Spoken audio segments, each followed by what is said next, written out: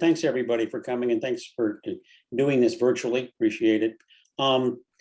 In accordance with the continuance of governance provision from Albemarle County, we are holding this meeting in a public format on a virtual format.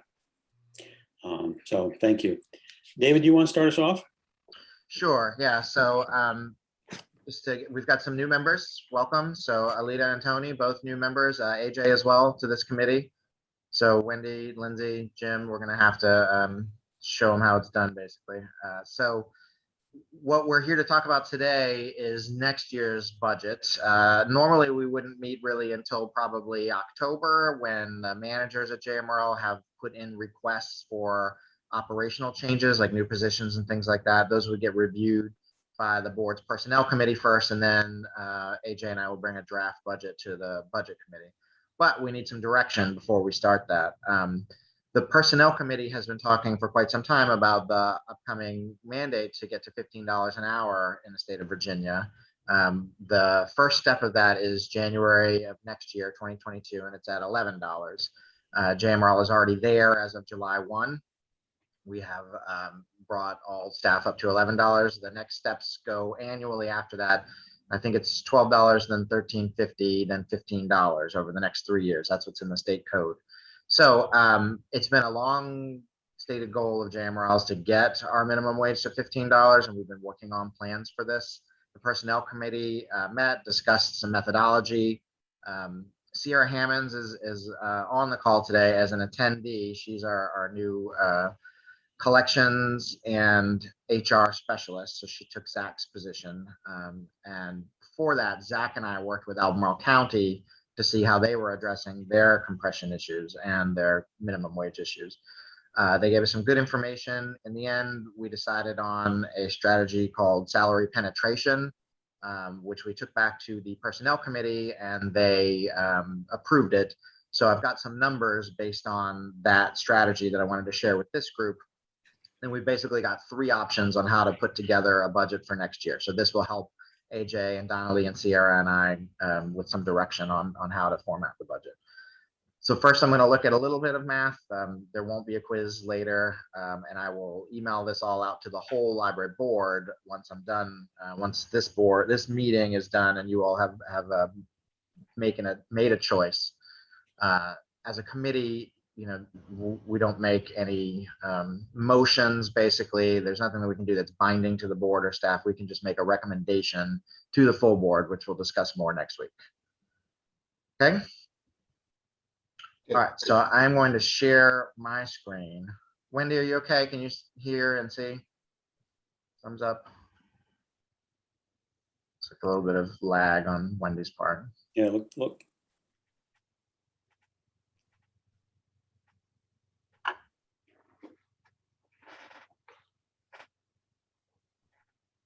Okay, I'm going to share the screen. My screen. Can everybody see that? Yeah. Yes. Yes. Okay, so this is the ugly version, and then we'll look at the pretty version. This is just to show you the methodology and the work and how this penetration works, basically. So these are the positions at JMRL in the first column here. This is all the positions at JMRL, but we're mostly interested in the ones that are below $15. So it's 11 up to 1478. So you can see there are about 50 positions there at JMRL. Some of these are part-time, some are full-time, some are not regular employees. They are substitutes who are not annually eligible for cost of living raises. They only get raises when the whole pay scale goes up. So they've been far behind in this process. The methodology is to take a range. The range we used was up to $17. That's what the personnel committee decided, just looking at what these salaries are. So I'm looking at column E here. We've got up to 15, and then there's a grouping of folks that are just above that, basically. The personnel committee decided to try to move those up as well to avoid some future compression issues. We're gonna have some salary compression after this is done, no matter which methodology, no matter which budgeting scenario we choose here. But the goal is to get to $15 and then to hopefully be able to reinstitute the compression salary compression project that we finished, which now we'll need to start over again. It's just a never ending target there. So what Zach and I did basically was anything between $11 and $17 an hour. We plotted and gave them each a relative position to each other, and then moved that salary scale up from $15 to $17 and gave them that same relative position. So we penetrated the new salary range with the relative position that folks had before. And what that does is prevents leapfrogging. So nobody who has been in a position longer or has more seniority is going to get jumped by someone who's in either a lower band and stage or has been there for less time. So it allows people to keep their relative place in the pay scale while moving up 50 people at once. Okay, and the bottom line is, there's quite a cost here. The total cost to get to $15, should we make that leap all at once, is $281,887.65. That is a very exact number, but it's also an estimate because things will change between now and then. Some of these folks will take other jobs, will hire new people. Some of these positions are open right now. So there will be a little bit of flexibility here, but that's a pretty good snapshot. That's the snapshot of where we are today, basically, for what these costs would be. So David, a question, and again, forgive my ignorance on this issue, but so if a position is open and we hired at the position, obviously we would be hiring at the position that the position currently says. For instance, branch support in Greene County, we'd hire at $11.64 an hour at this Correct. point, right now. Okay, thank you. At this point, so for the purposes of collecting this data, any open position, we just put in the minimum, the hiring minimum there, basically assuming that that's what's the hire is going to be made at. There may be some adjustments there. Sometimes we have internal transfers where somebody has a lot of experience and they transfer over to an open position. So we would want to account for their internal experience rather than starting them at the minimum. We don't want anyone to take another job at JMRL and take a pay cut, basically. Right. Okay, thank you. All right, and then a bunch of magic was done here in order to separate what the costs are for each jurisdiction. Basically, there are the shared regional costs. What are the costs of the administrative, technical services, and portion of reference costs for this? Those are pretty minimum. We do not have a lot of positions that are in those three departments that are at under $15. It's mostly, I think, the couriers who are taking the books every day back and forth between every branch. Those are regional jobs that are paid for by everybody at JMRL per the percentage of circulation that their patrons do. And then we had costs for only at the Greene County Library, only at the Louisa Library, only at the Nelson Memorial Library, and then the split costs at the Central Library, which are split between Charlottesville and Albemarle, at Gordon Avenue, at Northside, and 90% of Central Reference is paid for by Charlottesville and Albemarle per the regional agreement. And then Monav costs and the 10% of regional reference is not paid for entirely by Charlottesville and Albemarle. So bottom line is these are the total costs here per jurisdiction in order to jump to $15 right away. And you can see at Charlottesville and Albemarle that the bulk of the costs fall on, $174,000 and $62,000. JMRL has been talking to both of those jurisdictions for many years about this move. Both jurisdictions pay their own employees at $15 an hour currently. So they are all supportive of the concept. It just comes to how does it get done. Okay, I'm going to show you the three proposals that I have for how to do this, and then I'll make a recommendation from myself, and then this committee can talk about what makes the most sense to recommend to the full board. Any questions before I leave this spreadsheet with all the numbers? David, I Yes. have a question. Sure. I know you've talked with Albemarle and Charlottesville, but have you had any indication from the outlying counties? We have not started those discussions yet. We will be having a meeting in October with all the county administrators in which we'll talk about what the impact is going to be for them next year. I know each of them faces the same challenge that they need to get to $15 by 2026. And I don't know what methods Greene, Louisa, and Nelson are going to use. I do not know if they're going to follow the state's guidelines, which is 12 to 13.50 to 15, or if they're going to try to move sooner than that. But I will be talking to them about that. Yes, And go ahead, Wendy. the clarification is Albemarle and Charlottesville have already moved to the total jump. They're not doing it in the stages as proposed Correct. by the state. Okay. They're already there now. And in fact, Charlottesville Okay. pays $15 to all their subcontractors as well. So like here at the Central Library, the cleaning contract is managed by the city of Charlottesville, and then JMRL pays for it, and we budget for it for Charlottesville and Albemarle to pay. But the folks that are under that contract are also, the city pays at least $15 an hour per their own regulations. So they're there and they're well aware of what kind of costs this brings and what kind of compression issues it brings as well. So not getting ahead of things here, David, to look at your proposals. Sure. But the other variable we don't really know is whether the legislature can change their mind. That is very true. Because originally, as I recall, we were supposed to move to a $15 statewide mandate earlier. And then in budget negotiations, that got pushed back to 2026. So obviously, we need to do this. But I also, and we're always very in tune with what the legislature has up their sleeve. But I just sort of unknown variable.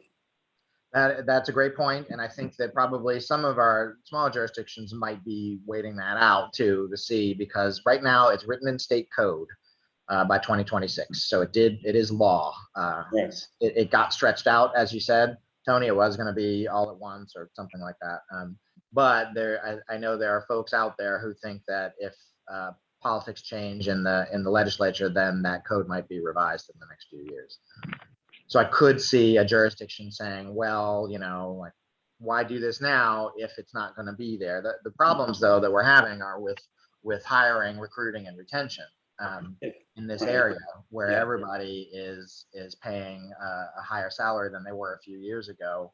And JMRL has more open jobs now than we've had in a long, long time. And it's been very difficult to hire at the bottom of the pay scale. Yep, definitely. Yeah. Okay. So much easier to look at. Can you all see this? Do you need it bigger? Yeah, that's fine. It would help me if it was a little bit bigger. I don't know. Never hurts. So I'm going to go through three options here. The first one, and we basically just covered, is to ask for the entire amount at once. So next July of 2022, July 1, it's the beginning of our new fiscal year. We're in fiscal year 22 right now. That'll be the beginning of fiscal year 23. We go back to the jurisdictions this fall and we say, we're going to do this. We support our staff. We're having these problems with hiring and retention, and here's what the costs are going to be. So that would be asking Albemarle for an additional $172,000 for this project, Charlottesville for $62,000, Greene for 16.5, Louisa for 18, and Nelson for 9. The little note I made here in B is to keep in mind that this is in addition to any other costs that we're going to have next year. We would still like to provide raises for all staff at JMRL, which we were able to do this year and have consistently been able to do, except for the pandemic year. For a while now, the longer we don't give those or the lower those are, then the harder it is to bring everyone up to the midpoint of the pay scale. Or new positions or other operational costs. So this wouldn't be likely the only increase that they would see. So it would be a big pill. That's one option.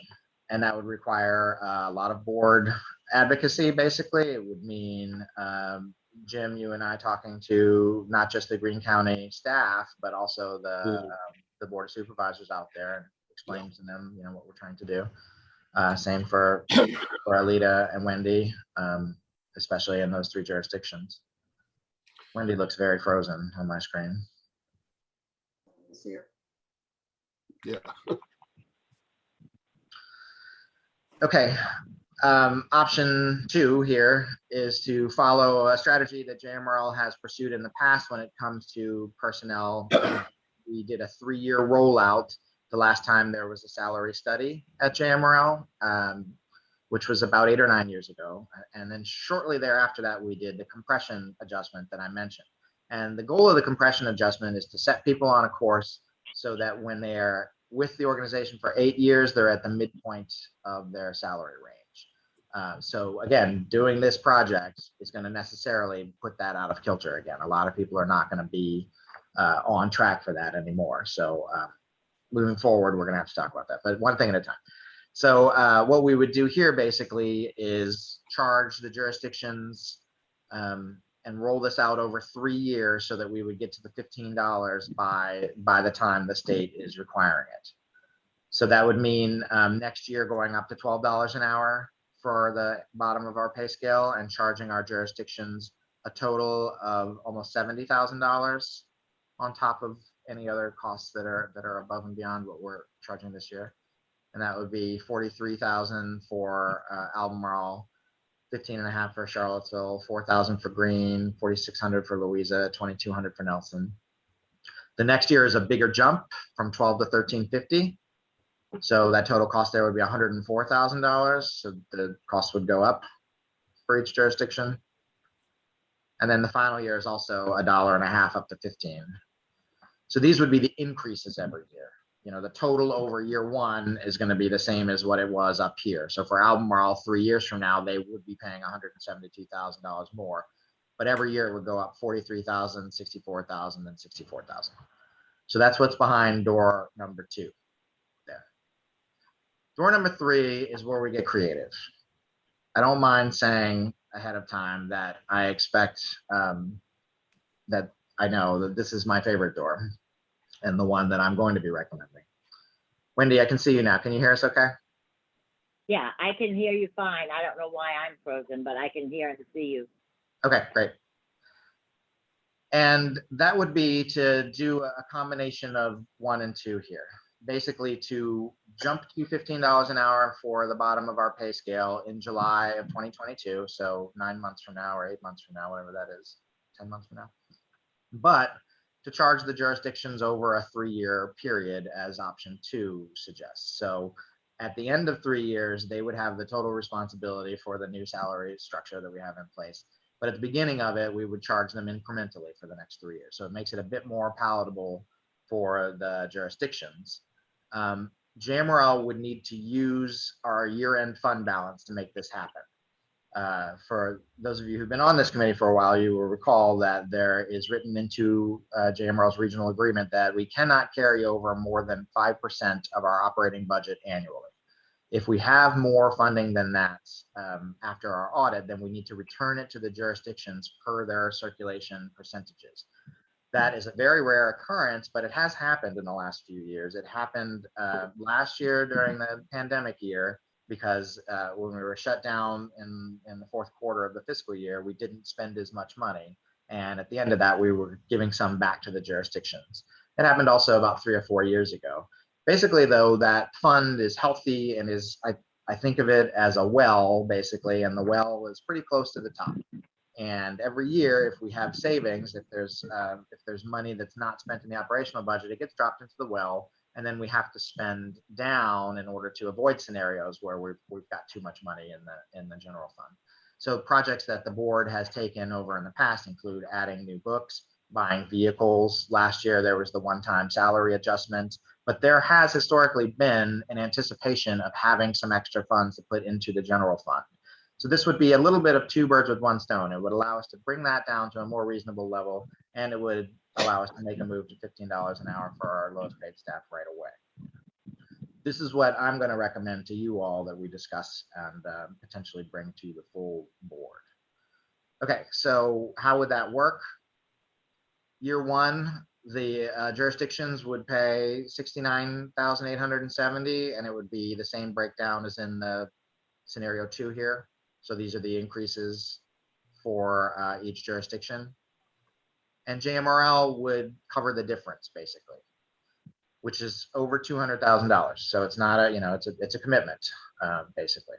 In year 2, jurisdictional costs go up to $186,000. JMRL pays $186, it's half and half.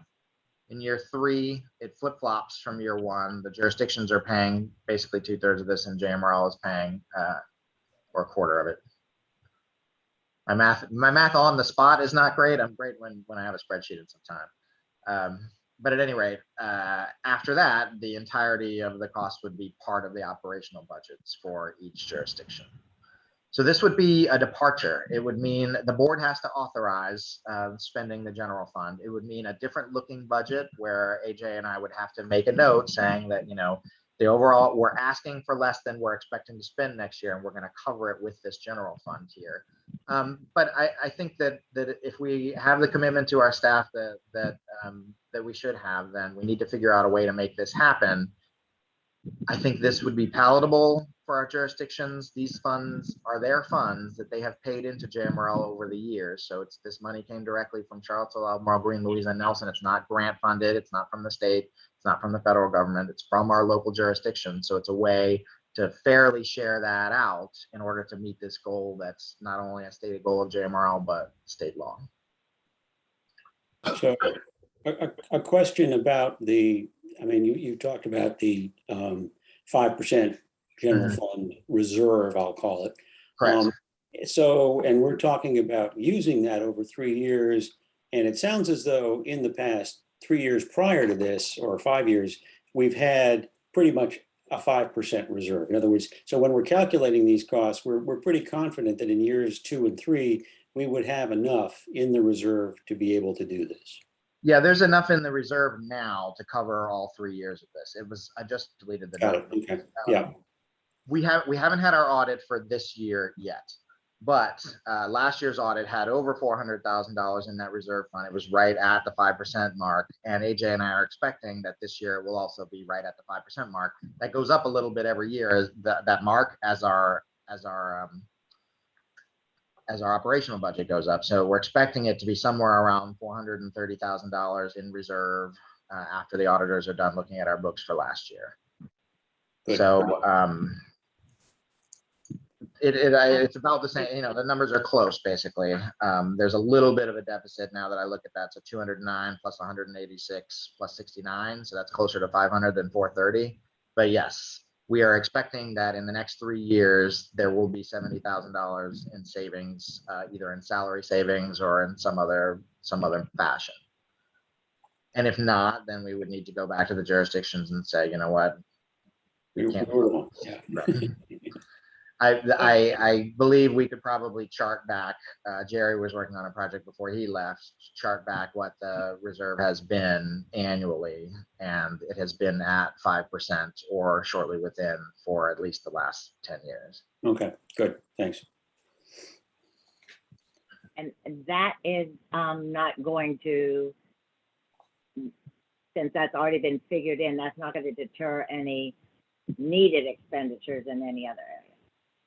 No, it has been. So what we have always said with that funding is that we would rely on it for an emergency. And the board, not this current board, but many years ago, the board made a statement that they would not spend it for just one jurisdiction either. There was a question from a jurisdiction about they were going to be short for an upcoming budget year, and they wanted JMRL to use this general fund in order to subsidize, or in order to help them meet their obligation. And the board at that time said, no, we will only use this for things that will help the entire region, so all 5 jurisdictions. So that has limited it to books annually. I will go back to the board after the first quarter, after the second quarter, when we know, okay, when we can project, we think we're going to be within this striking range, and ask the board to allow staff to use some of that general fund for books, equipment. In the past, we've used it for computer equipment as well. And last year, Wendy, we used it for the one-time pay adjustment. What I'm not very good with finances, but so what happens after the 3 years? Well, after the 3 years, then that's just what our operational costs are for the personnel for JMRL. So, that by the end of year 3, into year 4, the jurisdictions will be paying the entire amount of this raise, basically. Right. So so in effect, if they agree to it now, they're agreeing to it in the future. They're going to absorb that increase. Yes. In their budgeting. Which is state law. Currently, as Tony said, currently it's a state law that they would have to fund at that amount. So Right. clearly, if something changes drastically politically, then all five Then we jurisdictions and JMRL might need to adapt. Okay. And 2 points I wanted to raise that are not directly financially applicable here is that, as David mentioned, recruitment and retention is going to be a big problem. I think even at $15 an hour, we're going to have trouble hiring and we're going to have trouble retaining staff, which is going to put a bigger burden on JMRL and the existing staff who stay and so forth and so on. The second thing I think is that from a public relations standpoint, doing this as quickly as we can because we have a commitment to it and we're ahead of state law, I think would be a win for JMRL. Those are just two things I thought of that argued for doing option 3. Yeah, I would even think in the outlying communities, Wendy and Alita, the fact that we're making a commitment to go to 15 right away, and yet spreading it out using JMRL funds, it's got to sell well in the communities. It's got to. I don't see any way it won't. I think you're right about that. I know from with the closings and everything, it really hit a lot of the employees really badly, and to be able to get that $15 right off the bat, I think they would appreciate that, and you would garner more loyalty, additional loyalty, I would say, so to stay on with the job. Yeah, and the communities having a choice with this. They have to follow state law. The fact that we're making that early commitment and yet using some of our own funds to help allay the costs, it has to be very positive. I hope agree. that's the way this plays. I'm sorry, Wendy, go ahead. No, I agree with Alita and James. That's a really good point. I have noticed here in our county, retention and recruitment and retention for all of our public services has been the #1 call for everybody in terms of, defending or justifying wage increases. So I think it's already being set in the county, that attitude that we need to, retain, and that means salary increase. Right.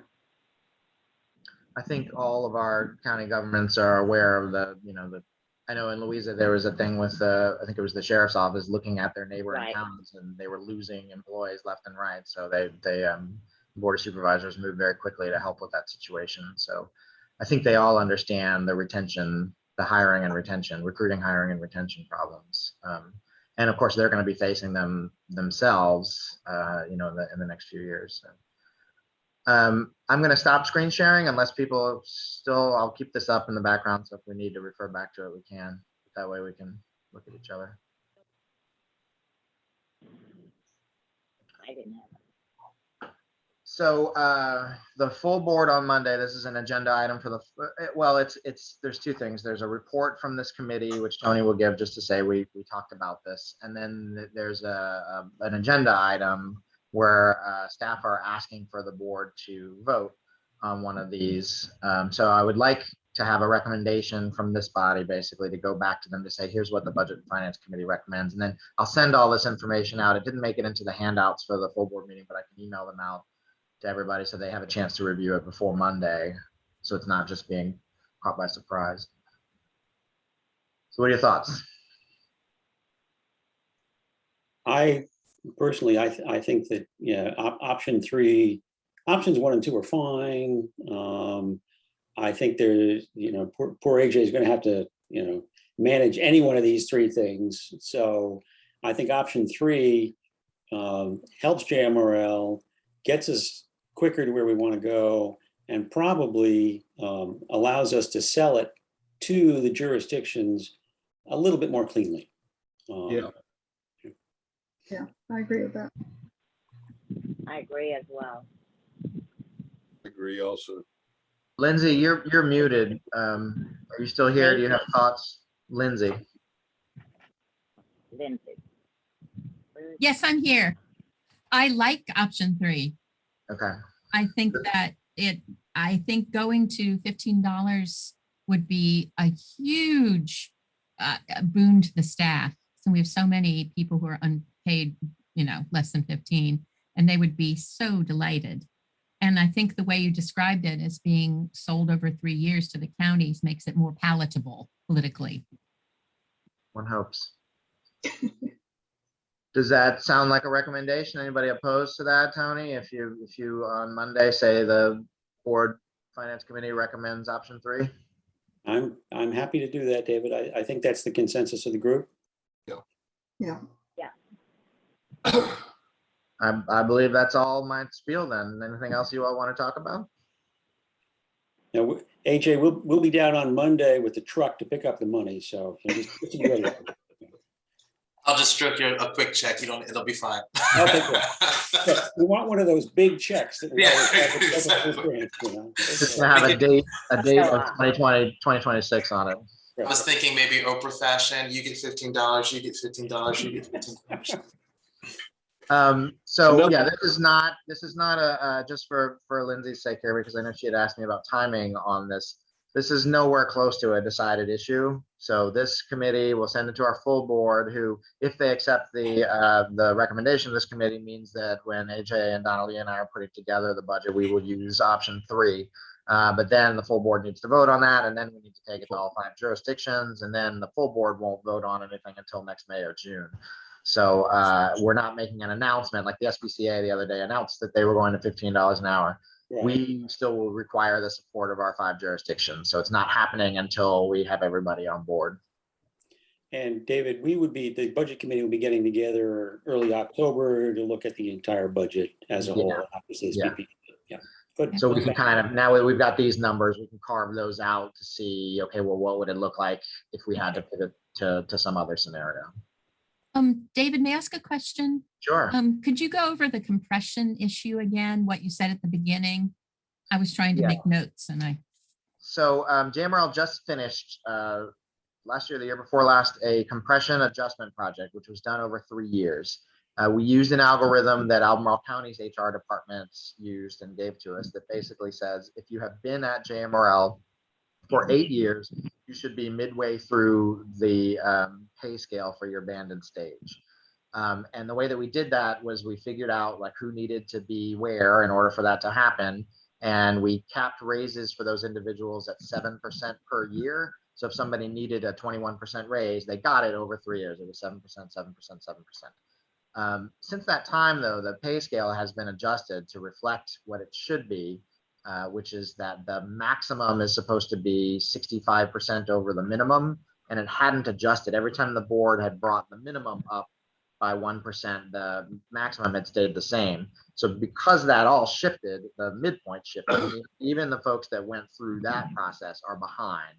But now we're also going to have the scenario, Lindsay, where you're going to have shelter support starting at $15 an hour, and then we're going to have to redraw what the band 1 stage 2 is for the support staff, and they're going to be pushing right up against what our specialists make. So you're going to get hired as a specialist, and the support staff is going to be like right over that. So we need to get the folks that are in those bands and stages on track to be at the midpoint for their pay scale over 8 years. But that's a huge financial commitment from our jurisdictions that we would have to see the end of this for first. Okay, thank you. The bottom line is that our salaries have long been below where they need to be, and they have been addressed twice in my tenure at JMRL very successfully, but it's a moving target. It's a constant thing. You need to work at it. You can't just say, okay, we're done. Salaries are where they need to be, because 5 years later, they're not. I don't know if the board knows this, but on the NeoGov application, there's a place where applicants put what their desired salary would be. And since I have been reading a lot of job applications in recent weeks, because I have so many openings, I have to tell you, a lot of people put down an amount that's way above what we're going to be able to offer them. And so that's very disappointing. Yeah, Well, Lindsay, go ahead, Tony. I mean, Lindsay, there are other factors weighing into the job market, of course. I mean, I'm we can't hire engineers at UVA because we are not saying they can work fully remote. So there, there's another factor. We're losing perfectly good applicants who would probably take the pay that we're offering, which ain't great anyway, because they can't be fully remote. So there's yet another factor. Obviously, with library staff, fully remote is not an option anyway. So there's that to think of too. But I agree with you that people are asking for more, and they will hold out till they get it. So. Yeah, Lindsay lost this is the example that sticks out for me. She lost an excellent frontline staff worker that loved working at the library to a retail outfit because they were paying more. Yeah. And that's not, that's happening everywhere across the country, but we're seeing it at JMRL too. We do have great benefits. So I always discuss the benefits, but the And salary. people are always shocked. Staff are always shocked when they see the true cost of what those benefits are. Oh, yeah. How much it costs JMRL, Yeah. because we do not ask the staff to absorb much of those costs. No, the benefits are fantastic, and it's very unusual to have benefits for part-time staff. I have to tell you all, out in the community, most part-time jobs do not have paid benefits. Wendy, was that a hand up? Yeah, I have a question. I'm still confused too with our compression movement. When you say the 8 years, is that accounting for the 3 years we've already finished, or a projected another 8 years? When you said That's the goal. That's the HR goal that we have. It's not tied to any budgetary projections right now. It's what we would like to be able to do for all staff, basically. Okay. And we finished a project at which by the end of it, the folks who started in that project, we were able to say it's done. But even over that 3-year rollout, folks that got hired new or changed jobs or whatnot, they were going to be behind by the end of that 3 years. So as I said, it's just it's archery from a train, basically. I just made that up. That's good. That's good. I like that one. Right. Yeah. Any other questions, comments? No. And thanks to David and Jay for laying this out so concisely so that even the financially ignorant among us can understand it. That would be me. I'm trying. Okay, well then we will discuss with the full board on Monday and get other thoughts in. Oh, I have one more question. Go If ahead. nothing happens, if the jurisdictions say, no, we don't want to do it that way at all, then we do go up to $12 an hour. Yeah, we are. So that's a great question. If we are faced with some dire scenario like the pandemic 2 years ago, when like in the winter, basically after our budgeting was done, after all of our jurisdictions budgetings were done, the economy cratered and we had to redo everything. Unless the state changed the law, we would still be obligated by January of 2023 to be at $12 an hour. So that would affect, just looking at that sheet I was using, that would mean everybody who's starting in band 1, stage 1 or 2, Lindsay, and it's about 34 of those 50 employees are in that $11 to $12 range. So there would still be increases expected. I mean, legally required. Yes, January 2023. Yes. Which is halfway through the budget year. So this year we were able to move to the 11 at the beginning of the budget year. But another thing is to hold those salaries until January, which is not ideal. If we're gonna, if we think that's the value and that's what people should be compensated, then we should move when we can.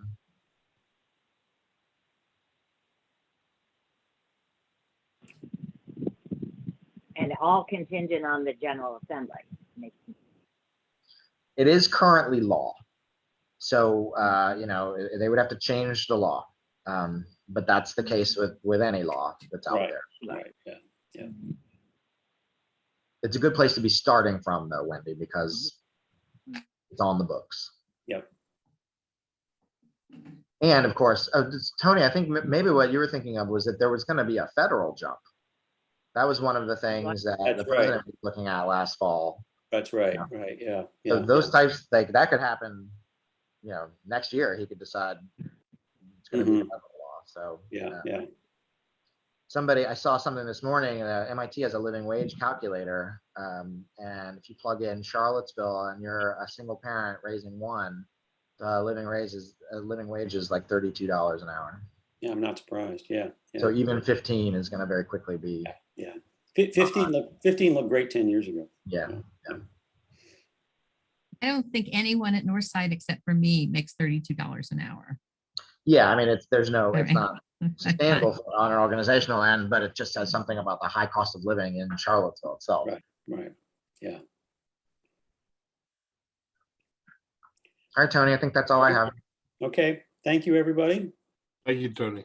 All right. We'll see. Thank See- you, Tony. Thank you. Yeah. Take care, everybody. Bye-bye. See you Monday.